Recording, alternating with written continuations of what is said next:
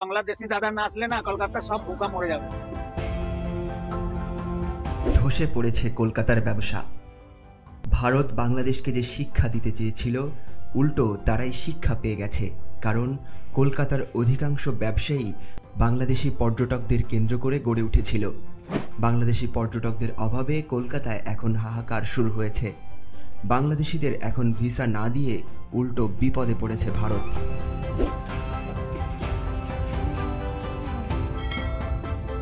পর্যটক শূন্য ভারতের ব্যবসায়ীদের এখন মাথায় হাত। কেনাকাটা, চিকিৎসা ও পণ্য রপ্তানি করে ভারতের ব্যবসায়ীরা এতদিন দাপটের সাথে টিকে ছিল। এখন তারা হতাশাগ্রস্ত। খোদ ভারতের গণমাধ্যমগুলোতেই উঠে আসছে এমন তথ্য। পশ্চিমবঙ্গের জনপ্রিয় গণমাধ্যম প্রথম কলকাতা ব্যবসায়ীদের করুণ আর্তনাদের চিত্র তুলে ধরেছে। এক ব্যবসায়ী বলেন, আমাদের কাস্টমার একদম কমে গিয়েছে। আমরা মূলত বাংলাদেশি কাস্টমারদের উপর নির্ভরশীল। হাসপাতালগুলো ফাঁকা, বেকার বসে আছে ডাক্তাররা।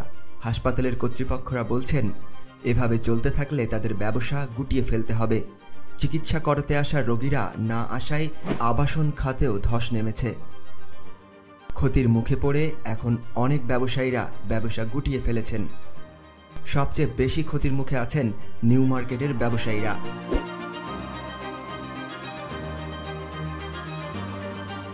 বাংলাদেশ থেকে শেখ হাসিনা চলে যাওয়ার পর মোদি সরকার বাংলাদেশের বিরুদ্ধে প্রতিনিয়ত যে প্রোপাগান্ডা দিয়ে বাংলাদেশের সাথে ভারতের জনগণের মধ্যে বিভেদের দেয়াল তৈরি করেছে, তাতে শাপে বর হয়েছে। কলকাতার এই দুর্দশার পর ভারত বুঝতে পারছে ডক্টর ইউনূসের সাথে লড়তে হলে তাদেরই ক্ষতি হবে। তাই ভারত বাংলাদেশের সাথে আগ বাড়িয়ে সুসম্পর্ক বজায় রাখার চেষ্টা করছে।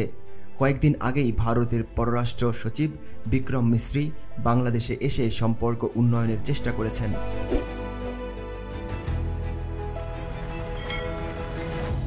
ভারতের কূটনীতি যে বাংলাদেশের কাছে ব্যর্থ হয়েছে তা প্রমাণিত।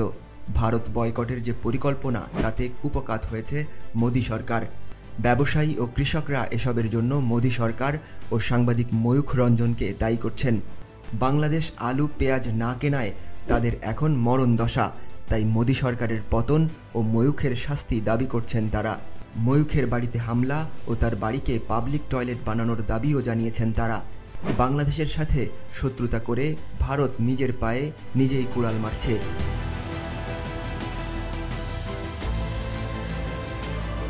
প্রিয় দর্শক, আপনার কি মনে হয় বাংলাদেশের সাথে ভারতের এরকম দ্বন্দ্বপূর্ণ সম্পর্ক টিকে থাকলে ক্ষতি কার বেশি হবে? কমেন্ট করে জানাতে ভুলবেন না। লাইক এবং শেয়ার দিয়ে পাশে থাকুন ঈগল এপিক্সের।